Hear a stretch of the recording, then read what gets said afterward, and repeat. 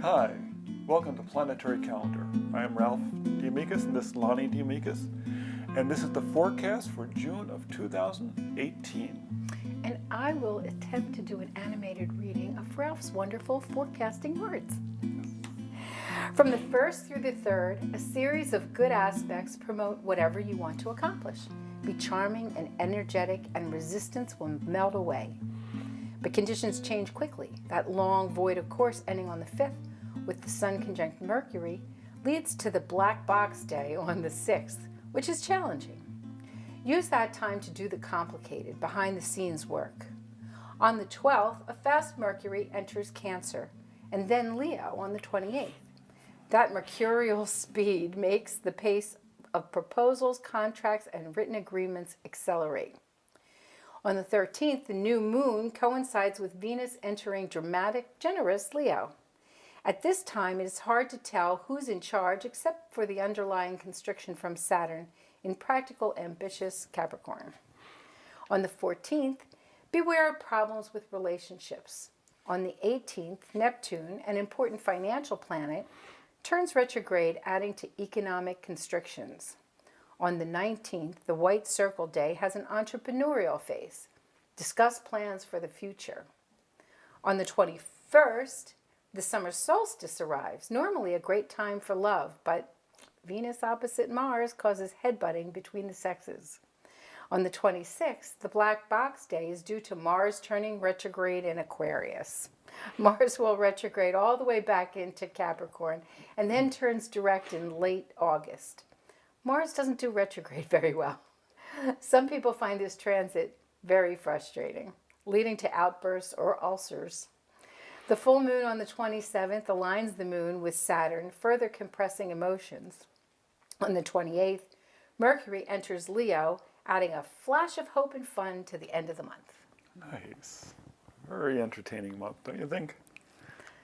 Let's see how it all works out. Yes, that's true. You know, it's funny. There's a tendency, and it's an ancient tradition among astrologers, is to look at charts in a rather cynical way. You know, we're looking for, watching out for disasters. And so a lot of times we don't talk about the nice stuff. We, on the other hand, have so many planets in Libra together, and we like to look at the optimistic side of things. So you'll find a little bit more optimism in our forecast than in some. Yes. Though in writing the forecast, many times I feel like I'm a little bit more critical and Lonnie's a little bit more optimistic, so it's a good thing that she read it. Because she put a nice spin on it.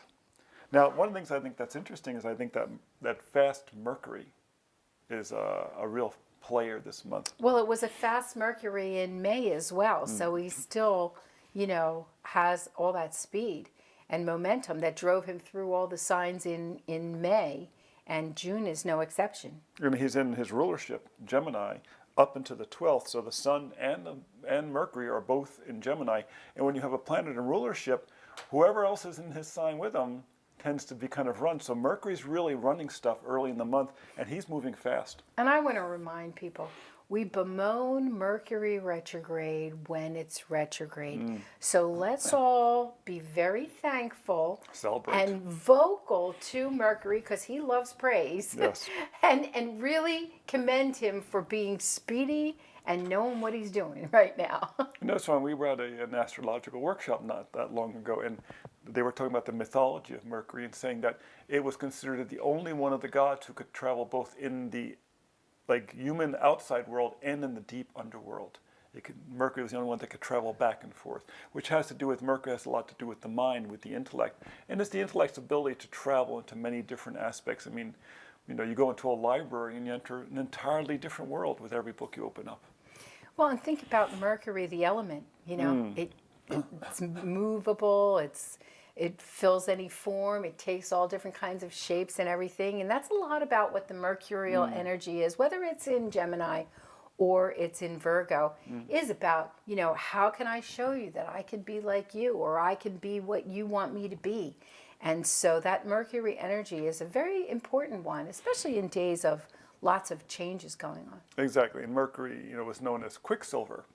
And it says a lot about that tendency to be very quick to change things. So in that first part of the month up to the 12th when Mercury's in rulership, and the sun is in Gemini. Expect things to happen quickly, and if you need to get contracts signed or make any agreements, things will tend to move along pretty well. And we start out right out of the box with a white circle day on the yes, 1st. lovely white circle day with Venus trine Jupiter. Isn't that nice? Love is in a harmonious relationship with generosity. I call that the chocolate aspect. Venus trine Jupiter. Beware of eating too much chocolate, but And then you have Mercury in Gemini in rulership trine Mars in Aquarius, so it's the mind connected to action. It could be a very good time to do good works, do volunteer work or just do nice things for your neighbors or for your friends or family. It's especially you have Jupiter, Neptune, and Pluto above, all in good aspect to the moon, with the moon in practical Capricorn.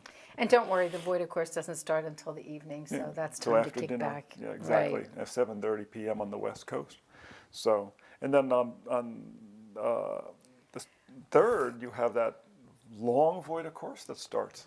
Wow, the whole day on the 4th has a void of course moon. It started from the evening of the 3rd and doesn't go lose the void until early in the morning on the 5th. So it looks like it's 3 days, but it's really basically one full day on the 4th. So don't plan to tackle projects that take a lot of intense concentration. You're not going to be able.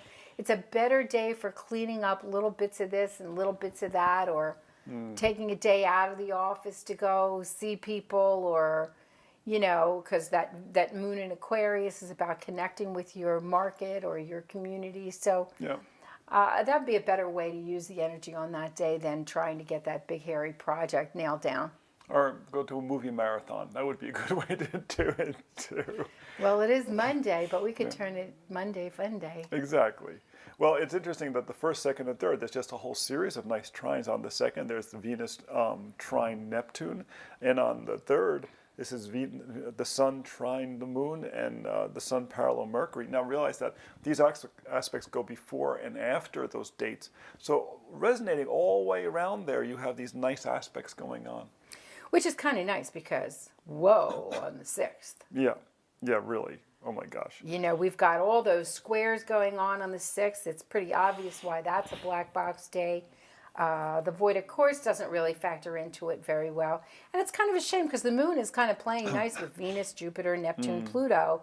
Not so much with Mercury. And, of course, you want to have Mercury playing well with your emotions. But, those squares there are pretty hefty. So squares are things where you run into challenges or you get a completely different viewpoint from another angle. The planets that are connected by squares are not butting heads in the same way that an opposition is, but they're coming at each other at an intersection from totally different angles. And, who knows who's got the red light and who's got the green light. So it's not a great day to get new projects off to a good start. Well, I think it's a great day, though, to start buttoning up projects. In other words, this is the 3rd quarter, so it's the waning moon, it's the half moon after the full moon, and it's heading towards that new moon on the 13th. And with all those squares there, this is a great time to kind of look at your checklist and think, what do we need to finish up? What kind of stuff do we have to accomplish that's going to be a little bit of work, but are going to give us good results, aiming towards wrapping up your project by that following week? Well, and that underscores, again, something that we try to repeat. And that doesn't mean that a black box day is necessarily a bad day. You have to use the energies correctly. And so those squares, you may just get a whole different perspective on something. So instead of going forward with it, listen to that different point of view and make the adjustments that you might have to make. In other words, if you spend the 6th sitting on the couch watching TV the entire day, you're probably not going to run into the conflict you would run into if you went out there into the world and set out to accomplish certain things. But if you're willing to go out there in the world and set out to accomplish things, you can get a lot done, but you have to be prepared to work.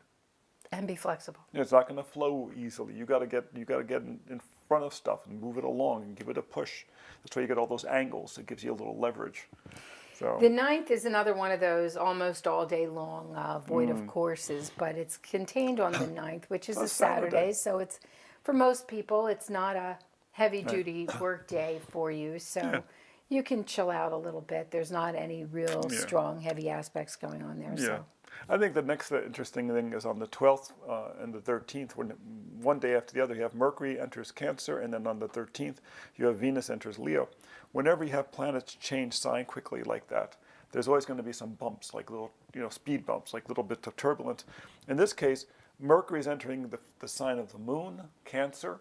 So Mercury doesn't do emotions. That's not what Mercury does. And Cancer is the sign of emotion. So it's not what's considered a dignified position. So from being kind of like, the kid in charge, suddenly he goes to, where's my mom? Or having to listen to mom, right? Exactly.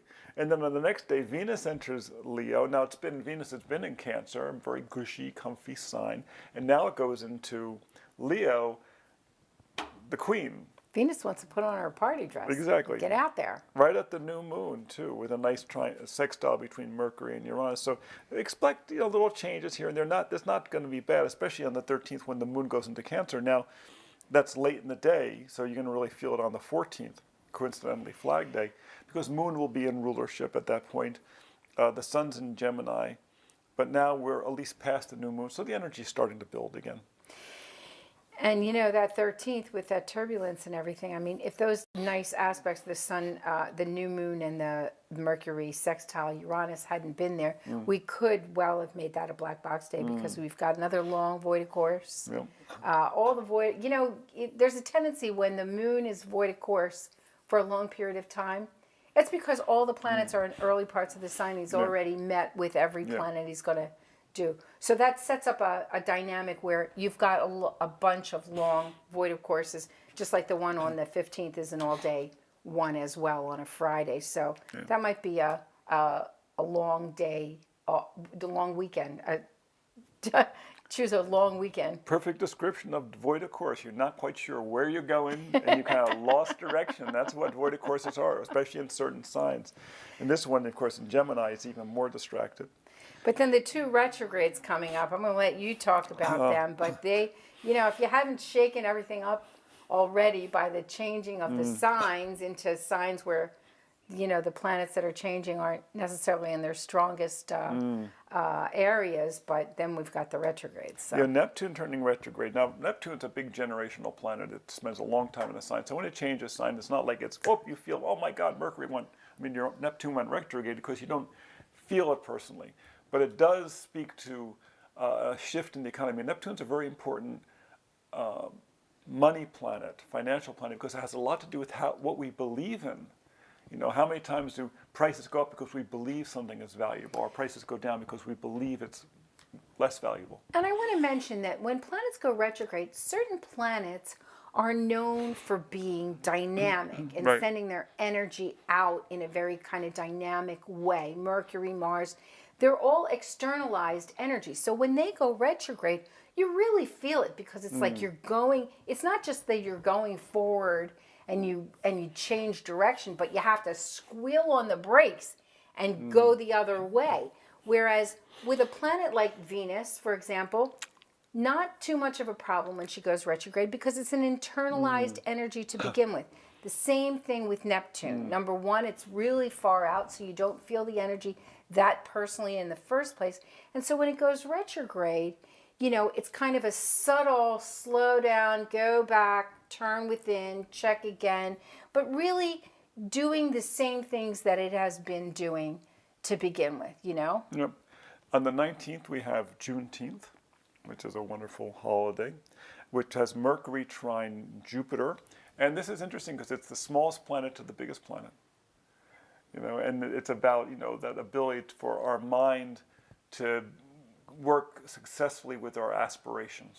Well, it's also kind of interesting because Mercury in his ego thinks he's Jupiter, or at least aspires to be Jupiter, and Mercury is the ruler of short distance travel, and Jupiter is the ruler of long distance travel. So it's kind of interesting. Then on the 21st, which actually is a black box day, is the summer solstice, the longest day of the year. And it's not the worst black box day, but it's really Venus is opposite Mars. Right. And that's, boys and girls at opposite sides, now keep in mind, this could really cause some headbutting, but on the other hand, opposites do attract.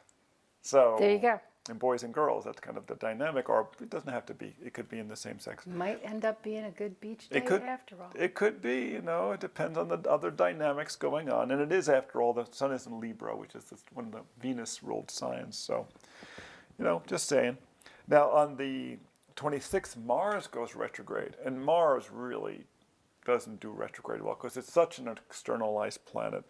It doesn't go retrograde often, but No. when it does, it's there for a long time, and so it's a difficult energy to internalize. You'll find yourself feeling other people's pain, or it's hard to internalize that Mars energy, and it's parallel Saturn at the same time. So you might feel really kind of restricted and stiff, and you may need a little extra magnesium and maybe some extra exercise or yoga or something to loosen up a little bit. And if this is Mars in Aquarius, which is not a strong position, that's actually only the saving grace, is that when a planet is not in a strong position and it gets frailed, it can only get so frailed because it's already not strong. Like if Mars was in Capricorn or Mars was in Scorpio, a strong position, and goes retrograde, then geez, it really, I thought I knew how to do this. Suddenly I can't. But you may find that things like electronics, mobile devices, things like that might act up during the Mars retrograde, which goes on for about a month. Mars goes retrograde the least of any planet, so he just really doesn't have a lot of practice. And he's going to be going retrograde in the middle of a long void, of course. So yes, just to kind of complicate things. Yeah. Then you have the full moon on the 27th, and this is, of course, the Cancerian Capricorn full moon, which is, mom and dad in a certain kind of classic way. And then finally you have Mercury, that fast-moving Mercury, entering royal Leo. So now you have Venus in Leo and Mercury in Leo. And this is happening basically while the sun is in Cancer. So the kids are saying to mom, can't we go buy like the fancy swimsuits? Can't we go buy the nice toys? Where are we going to go for vacation? That's what the kids are saying at that point. And mom is saying... Well, but I do have to say that Mercury is a little happier in Leo than in Cancer. That's true. So that's true. Things are looking up a little. Well, because he likes shopping. So I think that's pretty much the forecast for June. So you can always come and visit us at www.spaceandtime.com to either see this again or find some other information. And we'll see you next time. Yes. Hi, we're Ralph and Lonnie back with another astrological minute or 10. Yes. Take it away, Ralph. We're going to explain about the symbols, the planetary symbols. We call them the glyphs. You can, in some ways, think of them as the original emojis. And they're based upon really fairly simple symbolism and a few components. And the components, of course, come from the planets. Now, the most ancient one, which is found in a lot of spiritual approaches and beliefs, is the circle with the dot. And of course, that's the sun. It's the circle of spirit and the dot of consciousness. So that's the sun. Makes perfect sense. But spirit shows up in many places.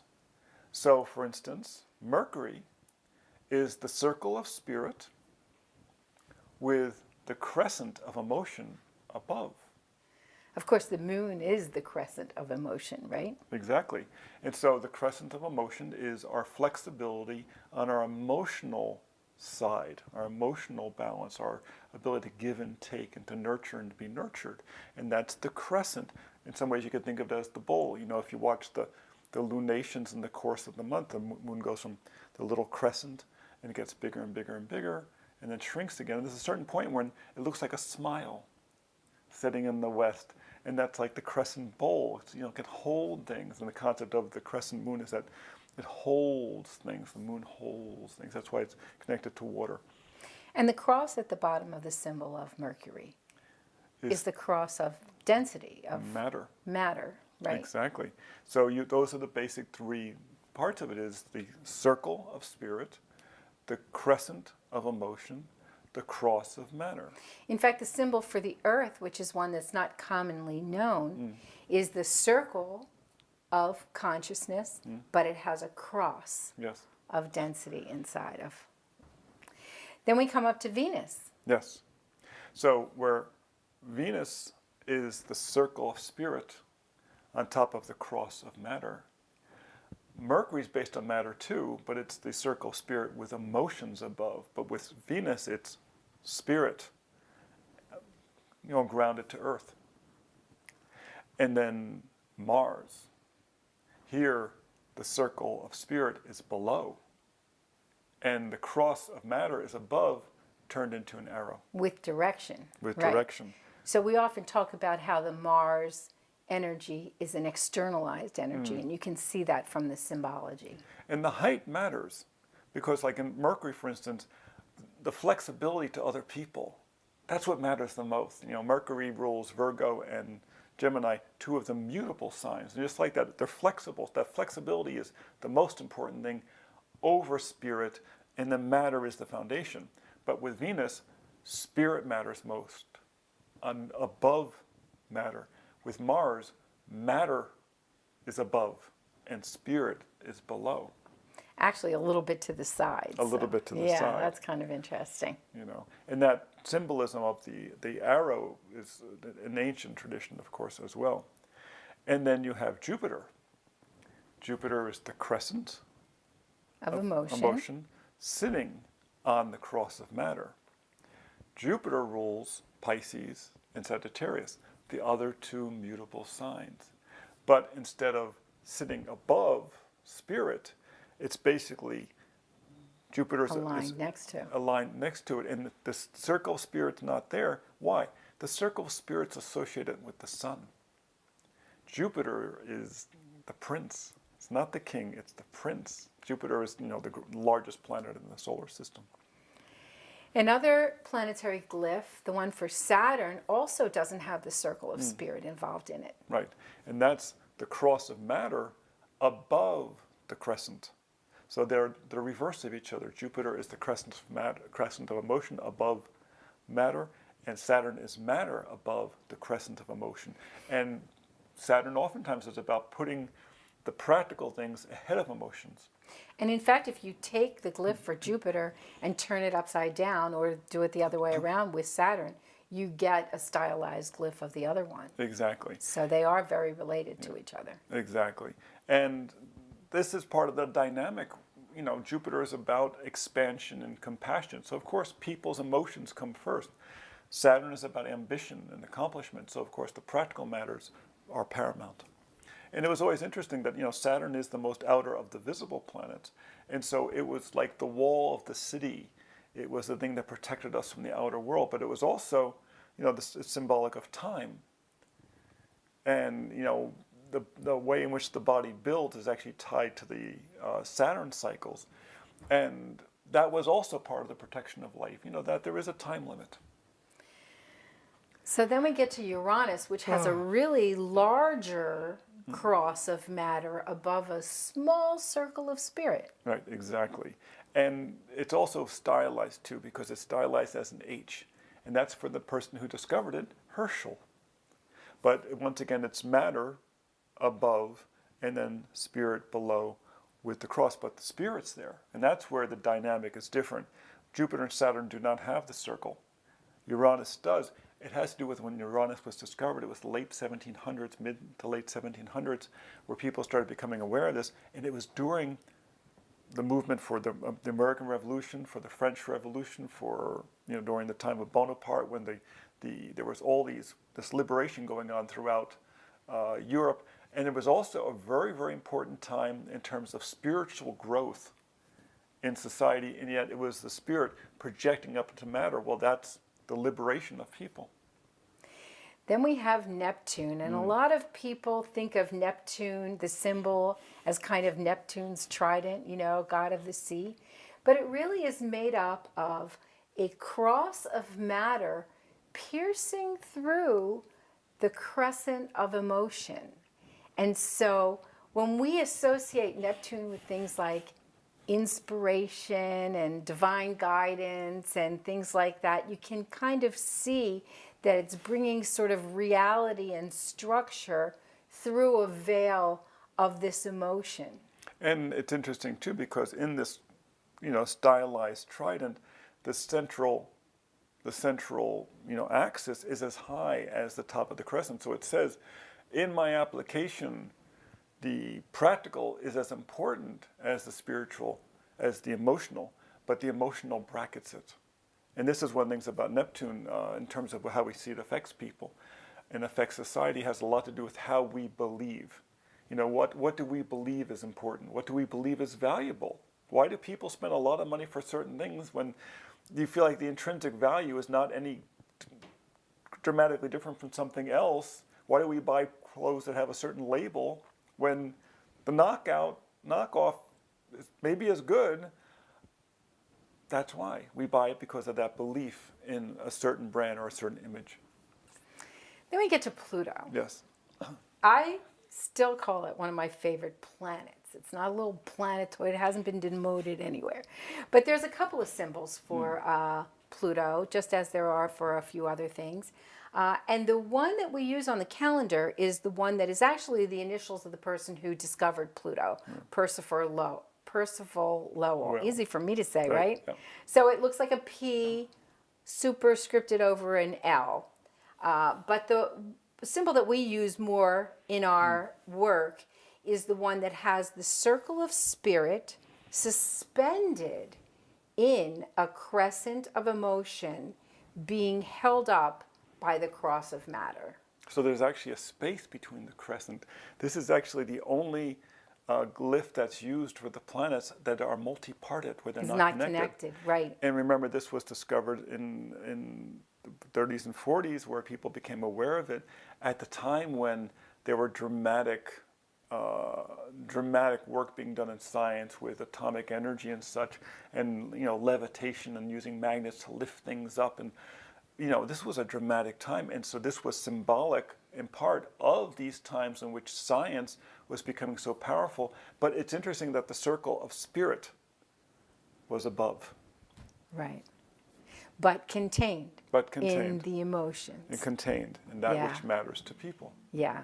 So the symbols are fascinating, and a lot of thought has been put into them, and many of them, of course, go back thousands of years. Venus and Mars and the sun. The sun symbol is found throughout the spiritual and religious history.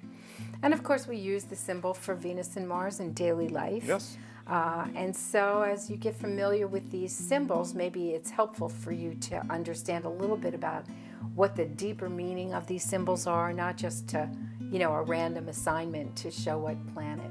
And we'll do another minute or 10 about some of the other symbology and the aspects, or the zodiac signs, and even in the asteroids.